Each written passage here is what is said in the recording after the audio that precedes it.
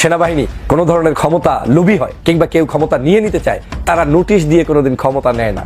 সেখানেই শেখ হাসিনা মোদী সরকারের ভারতে বসেই খেল দেখিয়ে দিয়েছে।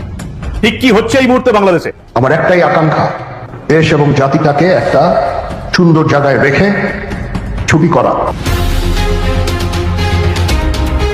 এদিকে আবারও সেনা প্রধানের পদক্ষেপে ক্ষমতার পালাবদল চূড়ান্ত হয়। দেশের রাজনৈতিক পরিস্থিতি স্বাভাবিক করতে গভীর রাতে এই সিদ্ধান্তটি হয়। ডক্টর ইউনূসের কপালপুরে শিক্ষার্থী জনগণ শান্ত হয়েছে। কি হবে এখন দেশের? ডক্টর ইউনূস এবং সমন্বয়ক উপদেষ্টারা তারা কি করবে? ব্রেকিং নিউজ সেটি হচ্ছে বাংলাদেশের সাবেক প্রধানমন্ত্রী শেখ হাসিনাকে পুনরায় বাংলাদেশে ফেরানোর চেষ্টা চালাচ্ছে আপনার বাংলাদেশের সেনাবাহিনীর প্রধান ওয়াকার। কি দেখছেন, স্ট্যাটাস দেখছেন ভাই? যখন নাকি আপনার সেনাবাহিনীর প্রধান ওয়াকার তিনি যখন নাকি ভাষণ দেন তখন এই ধরনের একটা স্ট্যাটাস মারে। স্ট্যাটাসের ভাষা দেখছেন? হ্যাঁ, আমি আসলে বিষয়টা বা এই সমীকরণটা মিলে অনেক কষ্ট হয়েছে আমার। বৈষম্য বিরোধী আন্দোলন আসলে কি এটা বৈষম্য বিরোধী, নাকি এটার মধ্যে বৈষম্য আছে? স্পষ্টত সারা বাংলাদেশের মানুষ জানে এটার মধ্যেই সবচেয়ে বড় বৈষম্য। কারণ এই আন্দোলনের পরবর্তী সময় ৩২ নাম্বার যেই হাত দিয়ে যেই হাতুড়ি দিয়ে ভেঙ্গেছে, তাদের হাত পা ভেঙ্গে দেওয়ার জন্য শেখ হাসিনা তার দলের নেতা কর্মীদেরকে নির্দেশ দিয়েছেন। সেরকম একটি ভিডিও ভাইরাল হয়েছে। জানতাম এমন কিছুই হবে, লাথো কা ভূত বাতো সে নেহি মানতা, মানে যে যেমন তারা ঠিক ওইভাবেই শিক্ষা দিতে হয়। এইবারের এই বিষয়টাকে আর হালকা নেয় নাই। 24 ঘন্টা না ফেরত আবারও সেনাপ্রধান কিন্তু কঠিন হুঁশিয়ারি সতর্ক বার্তা দিয়েছেন এবং সেনাবাহিনীকে প্রস্তুত থাকতে বলছেন। কিন্তু কেন এই হুঙ্কার সেনাপ্রধানের, তা নিয়ে থাকতেছে আজকের ভিডিওতে বিস্তারিত। সেনাপ্রধানের এই বক্তব্য নিয়ে আমরা পর্যালোচনা করে বেশ কয়েকটি খুবই গুরুত্বপূর্ণ তথ্য এবং ভিডিও ফুটেজ পাই, যা আজকের ভিডিওতে সেগুলোই এক এক করে ধারাবাহিকলি তুলে ধরব। যদিও আজকের ভিডিওটা কিছুটা লং হতে পারে, তবে ভিডিওতে জানতে পারবেন এমন কিছু গোপন তথ্য যা জানলে আপনিও ইতিমধ্যে অবাক হতে বাধ্য। সেই সাথে আরও জানতে পারবেন বর্তমান বাংলাদেশের রাজনীতির প্রেক্ষাপট আসলে কোন দিকে যাচ্ছে। যাই হোক বন্ধুরা, চলুন ভিডিওতে আজকে আর বেশি কথা বাড়িয়ে আপনাদের মূল্যবান সময়টি আমি নষ্ট করতে চাই না। সরাসরি আজকে আমরা চলে যাব মূল ভিডিওতে, আর সেখানে আজকে আমরা দেখব এই সেনাপ্রধান আসলে কাকে হুঁশিয়ারি সতর্ক বার্তা দিলেন। আসসালামু আলাইকুম ওয়া রাহমাতুল্লাহি ওয়া বারাকাতুহু। গুরুত্বপূর্ণ একটি নিউজ। সেনাপ্রধান বলেছেন দেশের প্রয়োজনে সেনাবাহিনী প্রস্তুত থাকবেন। সেনাপ্রধানের এই বক্তব্য থেকে আমরা কে কি বুঝলাম সেই বিষয়টা নিয়ে আমরা আলোচনা করব। তার আগে আমি নিউজটা তুলে ধরছি ইনকিলাব পত্রিকা থেকে। সেনা সদস্যরা দেশের প্রয়োজনে স্বতঃস্ফূর্তভাবে দায়িত্ব পালন করবে এবং প্রয়োজনে নিজের জীবন উৎসর্গ করে প্রস্তুত থাকবে বলে জানিয়েছেন সেনা প্রধান জেনারেল ওয়াকারুজ্জামান। বৃহস্পতিবার 27শে ফেব্রুয়ারি সকাল 9:30টায় বাংলাদেশ ইনফেক্টিং রেজিমেন্ট সেন্টারে 7ম কর্নেল অব দ্য রেজিমেন্ট হিসাবে অভিষিক্ত হয়েছেন সেনাপ্রধান জেনারেল ওয়াকারুজ্জামান। এরই মধ্য দিয়ে সেনাপ্রধান বাংলাদেশ ইনফেক্টিং রেজিমেন্ট সেন্টারের অভিভাবকের দায়িত্ব গ্রহণ করেছেন। সকাল 9টার দিকে রাজশাহী সেনানিবাসের শহীদ কর্নেল আনিস প্যারেড গ্রাউন্ডে সেনাপ্রধান পৌঁছালে তাকে প্রচলিত সামরিক রীতি অনুপাতে আনুষ্ঠানিকভাবে অভিবাদন জানানো হয় এবং একটি কুচকাওয়াজের মাধ্যমে ওনাকে তারা গ্রহণ করেন রাজশাহীতে। প্রিয় দর্শক, এখানে সেনা প্রধান যা বলেছেন এই কথা থেকে বিভিন্ন ধরনের বিশ্লেষণ করা যাবে। বিশ্লেষণ এক একজন এক এক ভাবে করবেন, কারণ প্রত্যেকের চিন্তা চেতনা এক রকম হবে না। সেনাপ্রধান যেই কথাটি বলেছেন সেই কথার সাথে আমার বিশ্লেষণ হলো, ডক্টর মোহাম্মদ ইউনূস সরকারকে যদি কেউ দুর্বল সরকার মনে করে তাহলে ভুল করবে, কারণ সেনাবাহিনী ইউনূস সরকারের পাশে আছেন। ইউনূস সরকারের হাতকে শক্তিশালী করার জন্য যে কোনো প্রয়োজনে সেনাবাহিনী এখন 30,000 বাহিরে আছে, প্রয়োজনে এর সংখ্যা আরো বাড়বে। এখন যে নমনীয় অবস্থায় আছে সেনাবাহিনী, ভদ্র অবস্থায় আছে সেনাবাহিনী, সেই কারণে দেশের ভিতরে অনেকেই উশৃঙ্খলতা করার চেষ্টা করেছেন। সেই কারণে উনি হুঁশিয়ার করলেন যে সেনাবাহিনী প্রস্তুত আছে এবং সেনাবাহিনী জীবন দিয়ে হলো প্রস্তুত থাকবে। সেই কথাটি আজকে রাজশাহীতে উনাকে একটা সম্বর্ধনা দিয়েছেন এবং সেই সম্বর্ধনা অনুষ্ঠানে যোগ দিতে উনি রাজশাহীতে গিয়েছেন এবং সেনা অফিসারদের অনুষ্ঠানে তিনি সেই কথা বলেছেন।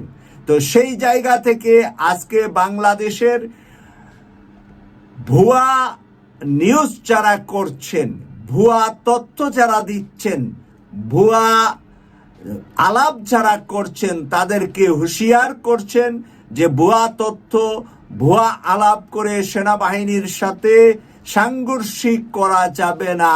জনগণকে, জনগণের বিরুদ্ধে নয় সেনাবাহিনী। সেনাবাহিনী জনগণের পক্ষে 5ই আগস্ট থেকে আছে এবং থাকবে।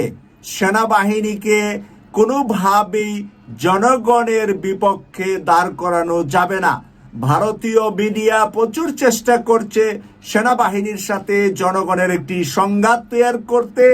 জনগণের সংঘাত মানে হলো আজকে ছাত্র সমাজের সাথে সংঘাত, আজকে ডক্টর মোহাম্মদ ইউনূসের সাথে সংঘাত, আজকে বিএনপির সাথে সংঘাত, আজকে জামায়াতের সাথে সংঘাত এবং দেশের পক্ষে যেই দলগুলা শেখ হাসিনাকে বিতাড়িত করার জন্য আন্দোলন সংগ্রাম করেছিল, তাদের বিপক্ষে সেনাবাহিনীকে দাঁড় করানোর যে চেষ্টা চলছে, সেই চেষ্টাকে উনি উড়িয়ে দিলেন এবং সেনাবাহিনী কঠোর হস্তে ওই দুষ্কৃতকারীদেরকে দমন করবেন, এই বক্তব্যটাই স্পষ্ট করলেন আবারও তিনি রাজশাহীতে গিয়ে।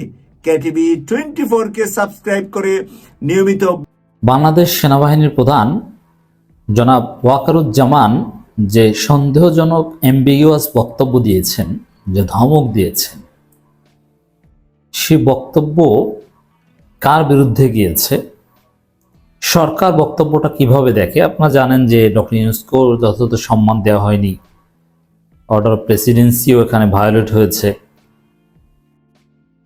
তিনি যা বলতে পারেন না সেটা বলছেন, প্রধান উপদেষ্টাকে যেভাবে অ্যাড্রেস করা দরকার সেটা হয়নি। এখন এটা সরকার কিভাবে নিয়েছে? সরকার আনুষ্ঠানিকভাবে কোনো প্রতিক্রিয়া জানায়নি, কিন্তু আমরা সরকারের প্রতিক্রিয়া বুঝতে পেরেছি। অতি জরুরি এই আলোচনা আপনাদেরকে ব্যাখ্যা করে বোঝাবো যে সরকার বিষয়টা কিভাবে দেখছে। দেখেন, নানান আলোচনা আপনারা শুনেছেন যে সেনাপ্রধান যে ধমক দিয়েছেন, এটা কাকে দিয়েছেন? ডক্টর ইউনূসকে না বিএনপিকে না জনগণকে? নানান ডাইমেনশন আছে তার ধমকের, তবে আলটিমেট ধমকটা ডক্টর ইউনূসের বিরুদ্ধেই যাবে, কোনো সন্দেহ নেই। কারণ ডক্টর ইউনূসকে সরাও, এখন সবাই ভারত, আওয়ামী লীগ, শেখ হাসিনা, বিএনপি সবাই চায় এটাই, ডক্টর ইউনূসকে সরাও। ইউনূসকে সরালে তারা তাদের মতো করে ভাগ বাটোয়ারা করে খেতে পারে। আর ডক্টর ইউনূস সরকার নতজানু হয়ে দেশ চালাচ্ছেন না, মাথা উঁচু করে দেশ চালাচ্ছেন বলেই আজকে বিভিন্ন মহল থেকে ধমক শুনতে, এবং এই ধমক কিভাবে সোজা করতে হয় সেই মেকানিজমও ডক্টর ইউনূসের কাছে আছে। মূল কথা হচ্ছে জনগণ ডক্টর ইউনূসের সাথে আছে, এর চাইতে বড় শক্তি আর নেই। ডক্টর ইউনূসকে যদি কেউ ক্ষমতা থেকে নামাতে চায়, সেনাপ্রধান হোক আর যে হোক, ট্যাঙ্ক নিয়ে যাক আর যে হোক, লক্ষ কোটি জনগণ রাজপথে নেমে ট্যাঙ্কের সামনে শুয়ে পড়বে। সম্ভব হবে না ডক্টর ইউনূসকে নামানো। সংস্কার উপর একটা সুষ্ঠু নির্বাচনের মধ্য দিয়ে ডক্টর ইউনূস বিদায় নেবেন, কিন্তু তাকে নামানো যাবে না, তিনি বিদায় নেবেন। দর্শক, সেনাপ্রধানের বক্তব্য ডক্টর ইউনূস সরকার নেগেটিভলি নিয়েছে। প্রমাণ এই সরকারের প্রভাবশালী উপদেষ্টা জনাব আসিফ মাহমুদ সজীব ভুইয়ার একটা ফেসবুক স্ট্যাটাস, বুঝতে পারবেন যে আসলে সরকার এটা কিভাবে দেখছে। এই সরকারের ব্যর্থতা হলো কাউকে ম্যানেজ না করে চলা। এটার অর্থ কি? কাউকে ম্যানেজ না করে চলা মানে কি? সেনাবাহিনীকে ম্যানেজ করে চলে না, ভারতকে ম্যানেজ করে চলে না। এ কারণেই নানান জনে ধমক দেয়। অতএব সেনাপ্রধানের এই বক্তব্যের একটা জবাব ডক্টর ইউনূস সরকারের পক্ষ থেকে প্রতিক্রিয়া, যে কাউকে ম্যানেজ করে চলে না, আয়নাঘর দেখতে দিবে না, না দেখতে হবে, দেখবই। এটা একটা সমস্যা, যে কারণে এখন সেনাপ্রধানও খেপে যায়। আওয়ামী পুনর্বাসন এজেন্ডা বাস্তবায়নে আগ্রহী ডিপ স্টেট। তাহলে এখানে কাকে বুঝিয়েছেন? সেনাবাহিনীকে। ডিপ স্টেট বলতে তো বেসিক্যালি সেনাবাহিনীকে বোঝানো হয়। তাহলে সেনাপ্রধান ইনক্লুসিভ ইলেকশনের মাধ্যমে আওয়ামী লীগকে রিপ্যাট্রিয়েট করতে চান, বিডিআর হত্যাকাণ্ডের রহস্য উন্মোচনে বাধা দিচ্ছেন, ভারতের এজেন্ডা বাস্তবায়ন করতে চান, আসিফ মাহমুদ সেদিকে ইঙ্গিত দিয়েছেন। এবং উত্তরপাড়া অথবা পার্শ্ববর্তী রাষ্ট্রের মানে ভারত আধিপত্য কায়েমের আকাঙ্ক্ষা। তো ডিপ স্টেট সেনাবাহিনী এখন খেলার চেষ্টা করছে, স্পষ্ট। কোনোটাকেই এই সরকার এখন অবধি প্রশ্রয় দেয়নি, ফলে ভেতরে বাহির থেকে অসহযোগিতা তো আছে। এটা অর্থ হচ্ছে যে এই সরকারকে সেনাবাহিনী যথাযথ সহায়তা করছে না, সহযোগিতা করছে না। এই যে আয়নাঘর দেখতে যাওয়ায় বাধা দিচ্ছিল, সহযোগিতার অভাব ছিল, নানানভাবে সহযোগিতা করছে না, বরং এখন এসে ধমক দিচ্ছে।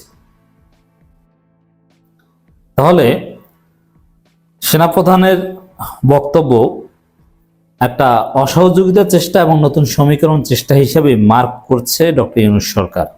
এটা ইঙ্গিত দিচ্ছে এখানে সরকার টিকে আছে জনগণের প্রত্যক্ষ সমর্থন এবং সহযোগিতায়। এখানে এই যে সহযোগিতা করছে না, বিএনপির আমলারা, বিএনপি পন্থী লোকজন সরকারের ভিতরে তারাও সহযোগিতা করছে না। সরকার টিকে আছে জনগণের প্রত্যক্ষ সমর্থন এবং সহযোগিতায়। যতদিন জনগণের প্রতি আনুগত্য, জনবান্ধব কাজ করার সৎ নিয়ত থাকবে, জনগণ সমর্থন দিয়ে যাবে, এটাই প্রত্যাশা। এটাই যে বললাম না, যে জনগণ এই সরকারের সাথে আছে এবং থাকবে, এই সরকার কেউ কিচ্ছু করতে পারবে না। জনগণ জীবন দিবে, আবার রাজপথে নেমে যাবে, ট্যাঙ্কের সামনে দাঁড়াবে। অতএব আসিফ মাহমুদের এই বক্তব্যটা সেনাবাহিনী প্রধানের বক্তব্যের এক ধরনের প্রতিক্রিয়া, সরাসরি না, একটু কৌশলে। এটা একটা ইঙ্গিত যে সেনাপ্রধান কিছু একটা ঘটাতে যাচ্ছে। কিন্তু আমার মনে হয় যে সেনাপ্রধান যেহেতু আমাদের সহযোদ্ধা, তিনি এটা করতে যাবেন না। দিন শেষে এটা বিএনপির প্রশ্রয় বা বিএনপি তিনি মনে করেছেন বা বিএনপি বলেছে যে আমরা ক্ষমতা আসবো আপনার চাকরি, এইসব কারণে বলে থাকে। আসসালামু আলাইকুম।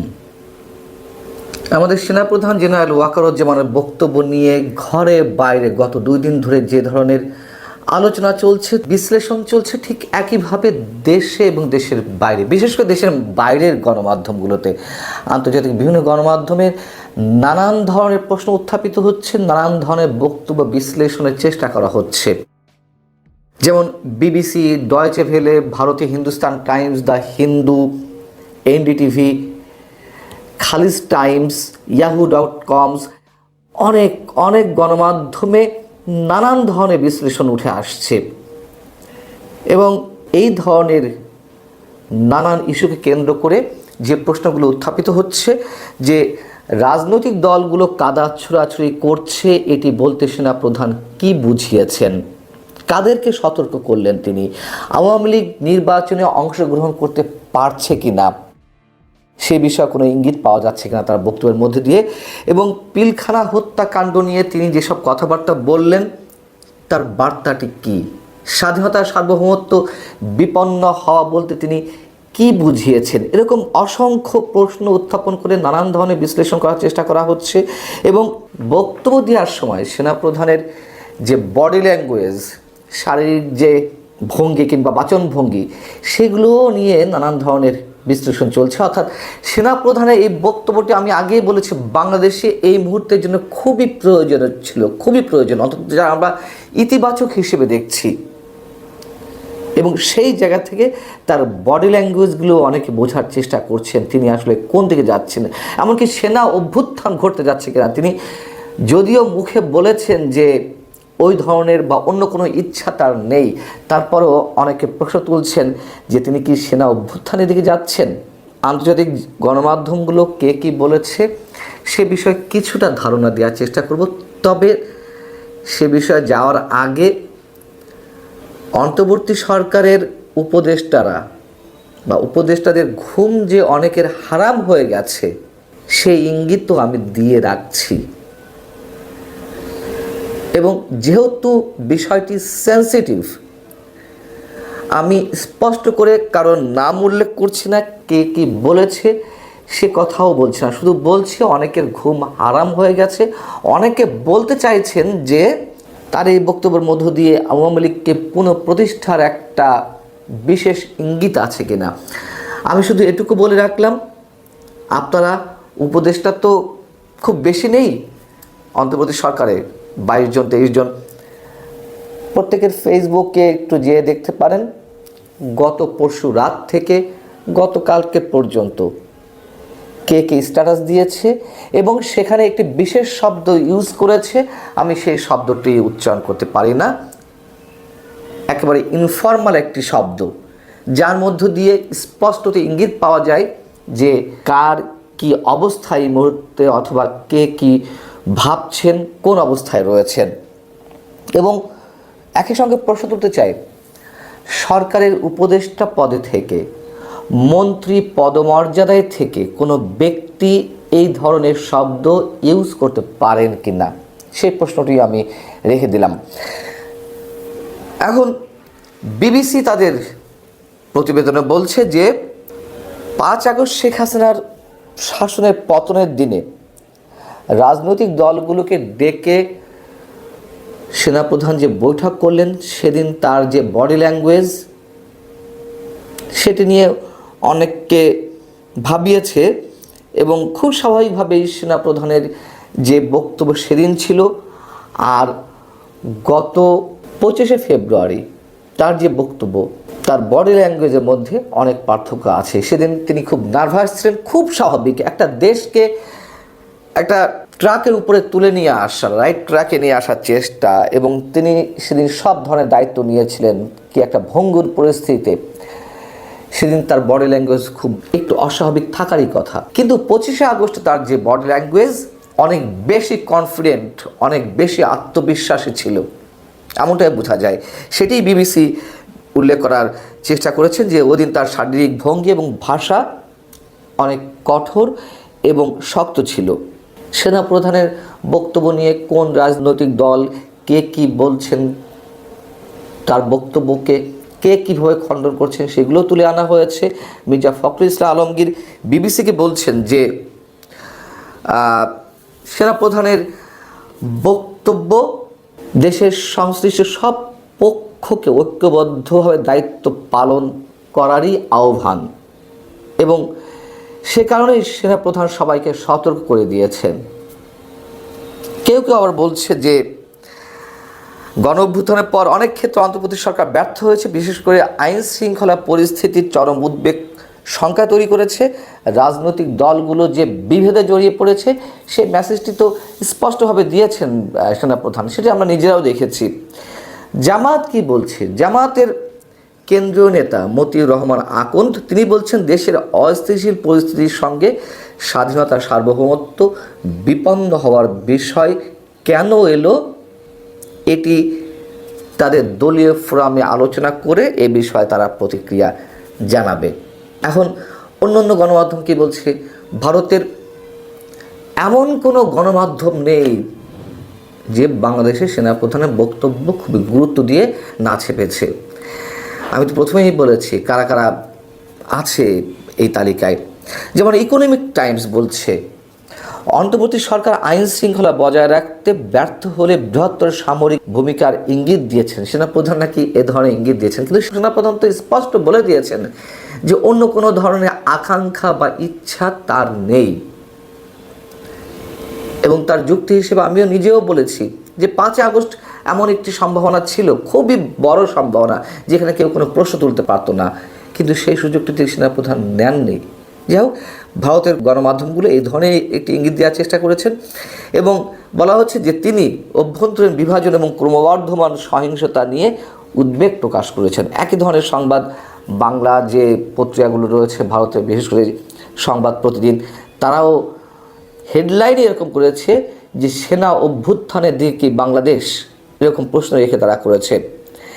এনডিটিভি যে শিরোনামটি করেছে যে দেশে নৈরাজ্য আমাদের নিজেদের সৃষ্টি, কোট করেছেন, কোট করা হয়েছে সেনাপ্রধানের বক্তব্য থেকে।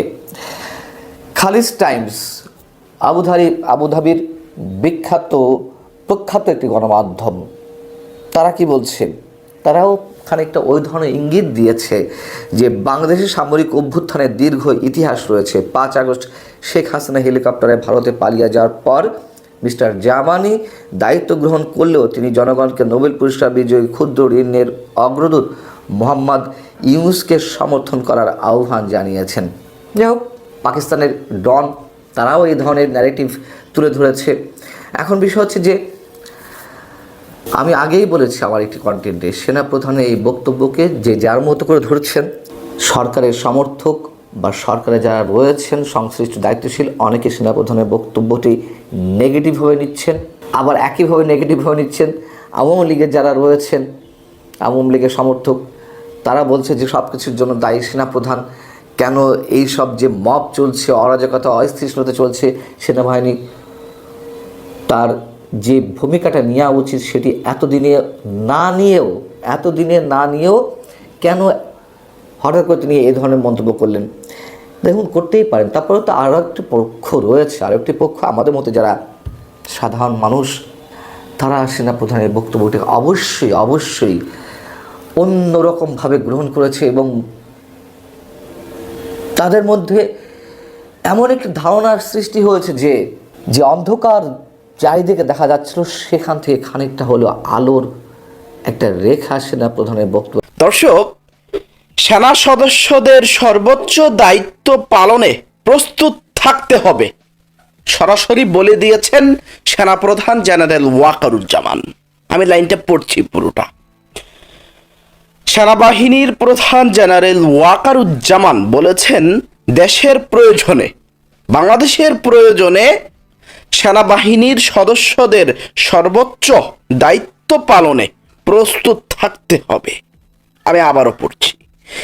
সেনাপ্রধান জেনারেল ওয়াকারুজ্জামান সরাসরি বলে দিয়েছেন, দেশের প্রয়োজনে সেনাবাহিনীর সদস্যদের সর্বোচ্চ দায়িত্ব পালনে প্রস্তুত থাকতে হবে। দর্শক, আজকে সেনাপ্রধান জেনারেল ওয়াকারুজ্জামান তিনি দেশের হাল শীঘ্রই ধরবে এমন কিছু কিন্তু দর্শক তিনি ইঙ্গিত দিয়েছে আজকে। দর্শক, সাম্প্রতিক সময়ে বাংলাদেশের রাজনীতির পরিস্থিতি যেমনটা টানা পড়েছে, ঠিক এই মুহূর্তে সেনাপ্রধান কিন্তু বারবার একটু কঠোর হচ্ছে। সেনাপ্রধান কিন্তু এই সংকটময় পরিস্থিতিতে সেনাপ্রধান একটু কড়া বার্তা, কড়া নির্দেশ, একটু অন্যরকম ইঙ্গিতে, একটু অন্যরকম বার্তায় সেনাপ্রধান কিন্তু সাম্প্রতিক সময়গুলোতে কিন্তু কথা বলেছে এবং বলছে, আজকেও তিনি বলেছে। দর্শক, আপনাদের কি মনে আছে গত দুদিন আগে সেনাপ্রধান জেনারেল ওয়াকারুজ্জামান তিনি কিন্তু বলেছিল, আমি শেষবারের মতো সতর্ক করে দিচ্ছি, আমি আর কাউকে সতর্ক করব না। তো দর্শক, অনেকে চাচ্ছেন, অনেকে আমাকে বলেন, ভাই সেনাপ্রধান কেন ক্ষমতা নেয় না? দেশ তো চলছে না, দেশ তো চালাতে পারছে না অন্তর্বর্তীকালীন সরকার, তাহলে সেনাপ্রধান কেন ক্ষমতায় নেয় না? তো দর্শক, আমি তাদের উদ্দেশ্যে বলবো, যারা এসব কথা আমাকে বলেন, একটু ধৈর্য ধরতে হবে। এখনো কেবল তো অন্তর্বর্তীকালীন সরকারের 7 মাস হলো, কেবল তো শুরু। একটু সময় ধরেন, সবকিছুই হবে। একটু ধৈর্য ধরেন, ধৈর্য ধরতে হবে। সেনাপ্রধান ওয়াকারুজ্জামান তিনি কিন্তু বলে, একটু ধৈর্য ধরুন। তো দর্শক, আমি বলবো, আমাদের আশা আকাঙ্ক্ষা নির্ভরতার শেষ ঠিকানা হচ্ছে বাংলাদেশ সেনাবাহিনী। তো দর্শক, ইতিমধ্যে সেনাপ্রধান আজকে সরাসরি যে কথাটি বলে দিল, সেনা প্রধান সরাসরি বলছেন দেশের প্রয়োজনে সেনাবাহিনীর সদস্যদের সর্বোচ্চ দায়িত্ব পালনে প্রস্তুত থাকতে হবে, মানে দেশের দায়িত্ব পালনে প্রস্তুত থাকতে হবে। তো দর্শক, যাই হোক, আমি সেনাবাহিনীকে তার আজকের বক্তব্যকে আমি স্যালুট জানাচ্ছি, কারণ সেনাবাহিনী যদি চায় পুরো দেশটাকে ঠিক করতে পারবে, পুরো জাতিকে ঠিক করতে পারবে, সব রাজনৈতিক দলের দ্বন্দ্ব মেটাতে পারবে সেনাবাহিনী যদি চায়। তো দর্শক, আমি সেনাপ্রধান জেনারেল ওয়াকারুজ্জামান তিনি কি বলেছে, কেমন ইঙ্গিত দিয়েছে, কেমন সুরে আজকে কথা বলেছে, সেই সুরটা, তার সেই বক্তব্যগুলো একটু আমি আপনাদের সাথে শেয়ার করি। তারপর দর্শক শ্রোতা আমি কিছু আরো কথা বলবো। আমি রিকোয়েস্ট করব পুরো ভিডিওতে চোখ রাখবেন। সেনা সদস্যদের সর্বোচ্চ দায়িত্ব পালনে প্রস্তুত থাকতে হবে সেনাবাহিনীর প্রধান জেনারেল ওয়াকারুজ্জামান সরাসরি বলেছেন দেশের প্রয়োজনে সেনাবাহিনীর সদস্যদের সর্বোচ্চ দায়িত্ব পালনে প্রস্তুত থাকতে হবে। বৃহস্পতিবার 27শে ফেব্রুয়ারি সকাল 9:30টায় রাজশাহীর সেনানিবাসে প্যারেড গ্রাউন্ডে বাংলাদেশ ইনফ্যান্ট্রি রেজিমেন্টাল সেন্টারে 7ম কর্নেল অফ দি রেজিমেন্ট এর অভিষেক অনুষ্ঠানে তিনি এসব কথা বলেছেন। এর মধ্য দিয়ে সেনাপ্রধান বাংলাদেশের ইনফ্যান্ট্রি রেজিমেন্টাল সেন্টারের অভিভাবকত্ব গ্রহণ করলেন। সেনাপ্রধান বলেন, ইনফ্যান্ট্রি রেজিমেন্ট 1971-এর পর থেকেই দায়িত্বশীলতার সঙ্গে তাদের দায়িত্ব পালন করে যাচ্ছে। আগামীতে এই রেজিমেন্টটিকে আরো আধুনিক ও সক্ষম করে গড়ে তোলা হবে বলে জানান সেনাপ্রধান আধুনিক যুগোপযোগী প্রশিক্ষণের মাধ্যমে 21শ শতাব্দীর চ্যালেঞ্জের মোকাবেলায় সদা প্রস্তুত থাকতে রেজিমেন্টের সব সদস্যের প্রতি আহ্বান জানান।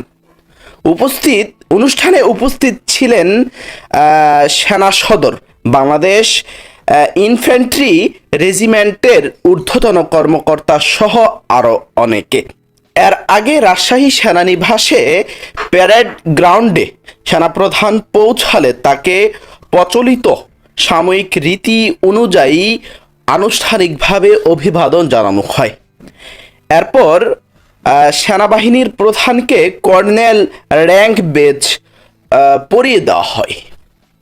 তো দর্শক, এরপর তিনি সরাসরি বলছেন, সেনাবাহিনীর প্রধান জেনারেল ওয়াকারুজ্জামান তিনি সরাসরি বলছেন দেশের প্রয়োজনে সেনাবাহিনীর সদস্যদের সর্বোচ্চ দায়িত্ব পালনে প্রস্তুত থাকতে হবে।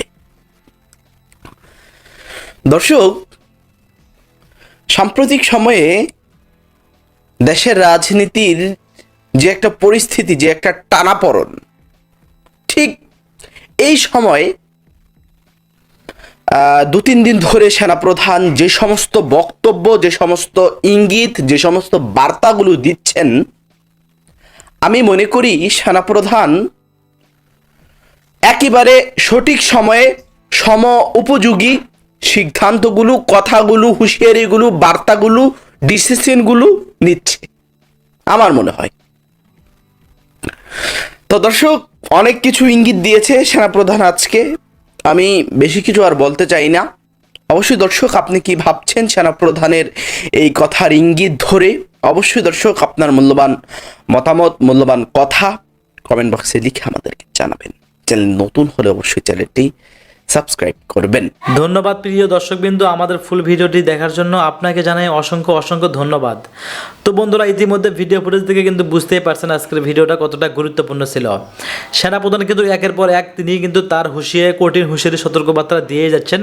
তারপরও জানি দেশটা কন্ট্রোলে আসে, তারপরও জানি দেশের মানুষ ভালোভাবে বাঁচতে পারে, ছিনতাই, ডাকাতি, ধর্ষণ জানি না করে। মানুষকে ভয় দেখানোর জন্য হলেও কিন্তু সে বারবার হুঁশিয়ারি সতর্কবার্তা দিয়ে গেছেন। এবার কিন্তু অলরেডি লাস্ট ওয়ার্নিং দিয়ে বলছেন যে সেনাপ্রধান কিন্তু বলছে সেনাবাহিনীকে প্রস্তুত থাকার জন্য। তো বন্ধুরা, কেন প্রস্তুত থাকার জন্য বলছে ইতিমধ্যে বুঝতে পারছেন। এবার যাকে ধরবে কিন্তু তাকে কিন্তু কোনো ছাড় নাই।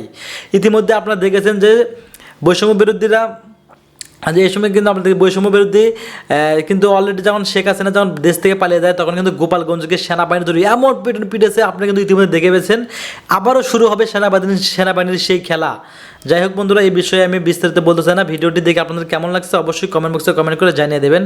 আর হ্যাঁ, এমন নিত্য নতুন আপডেট খবর সবার আগে পেতে চাইলে এখনই আমাদের এই পিচ্চি সাকিব ইউটিউব চ্যানেলটি সাবস্ক্রাইব করুন। ধন্যবাদ।